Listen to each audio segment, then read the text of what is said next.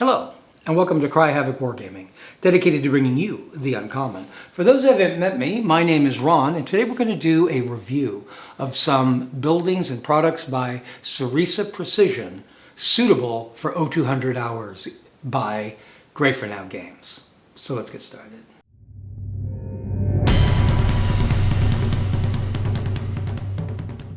Here's a couple of the models I wanted to talk about today. I'm going to start by mentioning that, except for the train and the trucks that aren't actually Sarissa, most of the stuff that's here, and a couple of bits that are not here, are now available from Sarissa Precision as a bundle. I think they call it like Industrial Raid or something. They might as well have called it the 0200 Hours Starter Kit or something. I bought mine pre that. In fact, my industrial buildings I've had for I think a year or 2 years now. I have been biting towards building up for 0200 hours, which is crossing the Atlantic as we speak. I don't mean on the way here. I mean, it's actually leaving here on its way to England to get put into a box and then come back here. I'm really excited about this game and looking forward to it. But I guess we'll talk about the train first because that's sort of an exception to everything else. The train will work for 0400 hours. And in fact, I intend to build a rail yard area for that game. But I actually bought the train for Vlad's Army. There's a train in the second scenario of Crooked Dice's Vlad's Army, and I bought it for that. And I wanted to talk about it here because I'm really, really happy with it. They have a set as well, but I don't like a lot of the cars that come with their sets with this particular locomotive. I guess we'll start by talking about the cars. This is the passenger car I liked, that I thought would pass the most for the British styles, that they're not done being painted. My paint's not covering very well. In fact, I'm going to mention that before I go any further. I would suggest, particularly with these, that you paint them before you assemble them, which I have not done. And because I had not done them, and because there's so much black, and I wanted the undercarriage all to be black, I spray painted them black, and now I have to paint over that black with red. It would have been much easier to have maybe only assembled the undercarriage and painted that separately from the top parts, or to paint it before assembling it all. The cars were very easily to assemble. The roofs come off. I wouldn't argue they have a full interior, but they kind of do. They're like separated into little rooms. There's boards etched out into the floor. So you could certainly improve on the interior of them. They do actually roll. There was something on their catalog plates that suggests that they work on O-scale track. Well, they certainly don't work on my O-scale track. Though technically my O-scale track is what's called O27, and that may be the issue. So I went ahead and ordered some new track from them directly. I've ordered one of their train bundles for a more working class train with a side tank locomotive instead of the locomotive that's here. They hook with a little chain link system. A show I was watching about life in England during World War II suggests that this is in fact exactly how these World War II locomotives were linking. Unlike here in America, we have knuckle couplers for safety reasons to replace the old pin and links. But Britain apparently in World War II was still using these links that hook onto hooks. All right, here's the locomotive. The locomotive is really what kills me about this set. It's got the same problem that this kind of shape is going to have with MDF, which that MDF doesn't do curves well. So this whole boiler is made with separate little discs, and you can see them here. That's not perfect. It doesn't bother me that much. It kind of looks like it may have been part of the manufacturing process.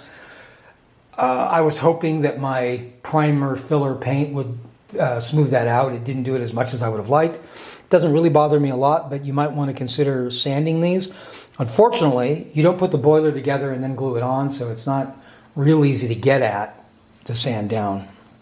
There's also various fillers you could use, but a lot of those also would require some sanding down. I could have painted this several different ways. I thought about painting it bright green like a lot of British locomotives, but I went with the black, and I probably won't mark any names on it so that I can use it for World War II Germany as well as World War II Britain.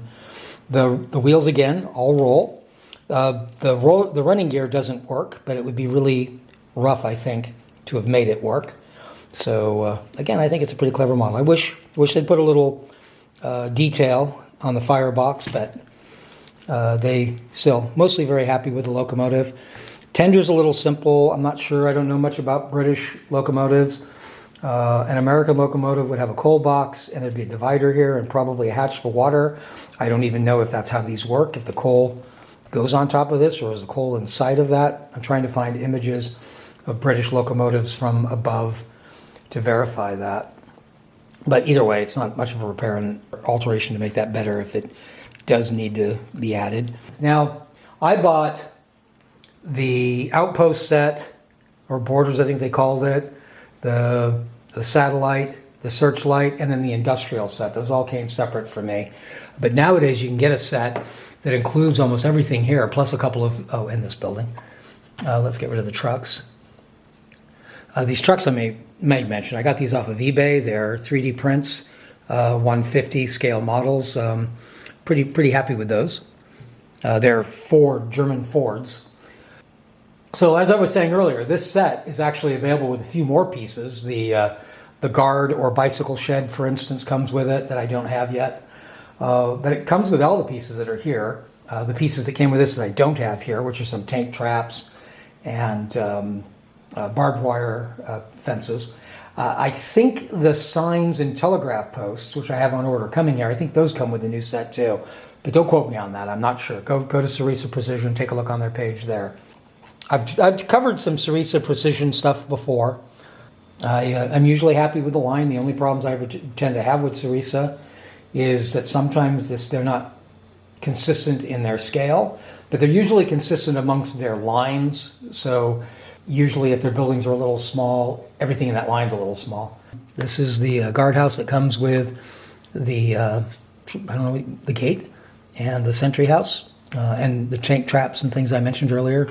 The roof comes off of that. It's MDF, like most of their stuff, MDF and a gray board roof. This was all very easily constructed.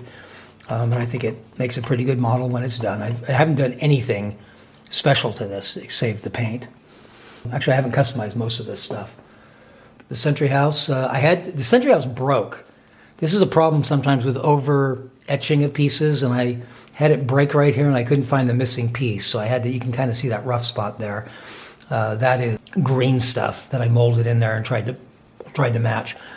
I had a couple breakage problems. I suggest that you don't follow my example, in that you sit there very carefully, try to pre-cut your items out with a craft or X-Acto knife, and move carefully. Because I had some parts on the train break. I had that break. The parts on the train, I've managed to fix pretty well. They were all pretty easy repairs, but still. Now the thing that's nice about the industrial factory, and there's some other pieces that go with it that you can get with it. But these pieces, this one also broke. There's another one that's really fragile. There's little pieces that are supposed to come out of these corners for that roof line, and it's really hard to get it in there amongst this fence without damaging it. I failed. I would suggest you take your time. But these buildings are the ones I really wanted to talk about. This is not finished being painted, and again is broken. Take your time removing your MDF pieces from the sprues. These buildings, these are great. These are each a building on their own right. They're finished on all four sides. They can stand on their own, or you can put them together in different configurations. So a lot of versatility that can add, and you can make several different tables. I think I mentioned I actually bought this, I think 2 years ago. I bought it certainly before 0200 hours, and I bought it with the idea of using it for Zona Alpha or VBCW possibly. I can use it for Chain of Command or Bolt Action if you play that. I can use it for any of my 7TV things, at least the more modern, well, even the Pulp, but certainly any of the Spy-Fi. I do detectives games, both in American and English 70s, and it's going to work for any of that stuff. So it is a brilliant piece. It's well worth getting for any game you may be interested in. And of course, it's exactly the set that they're showing in all their pictures and pushing very heavily for 0200 hours. This building has a vent on the side. This is the only thing I was a little displeased. Ooh, this broke in transit here. This is something I was a little displeased is in the picture. This was shown with a bridge, and that piece doesn't come with this building. That piece comes with their larger brick factory. They do that as a set as well. I don't have it. I may get it because it's going to fill the same kind of need this does. And when combined with this, it can make it even larger. And I really like that catwalk to the ladder thing that it provides. Like I wish they'd sell that by itself. I'd buy it without a doubt. The satellite is last. I have mixed feelings about the radar. The real radar the disc is a whole lot like that. It looks very much like the real one, except the real one's a little more complicated. You could probably get the same look by very carefully gluing screening, like door screening in here, because it should actually be lines of some sort of crosswork of material in these slots. That doesn't bother me. I can live without that. That's an awful lot of work for detail that I'm perfectly happy to live without.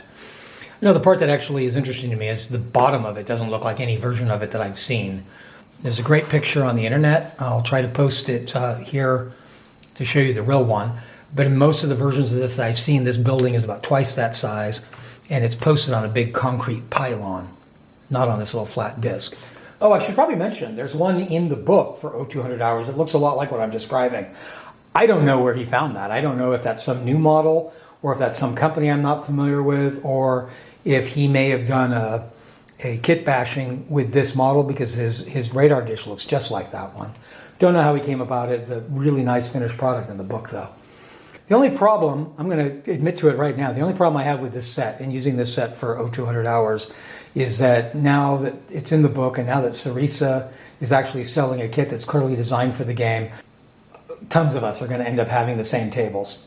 So if that's something that bothers you, that's something to think about, because I do think it's going to be pretty popular. But if that doesn't bother you, it's a nice set. The buildings look good, really usable for a lot of different things, not just 0200 hours. I don't even know how many of you are playing 0200 hours or going to be playing it. Most of us don't have it yet. But I think this is a very good set with a lot of future. And I just can't say enough how much I like this particular locomotive. Useful for a number of different things in different games, and I'm looking forward to putting that on the gaming table. So I hope you enjoyed that. If you have any questions, I hope you'll put them in the comments down below. Also, if you have any ideas for further content you'd like to see produced here at Cry Havoc Wargaming, we look for that in the comment section down below. If you've enjoyed this video or found it all useful, I hope you'll hit like.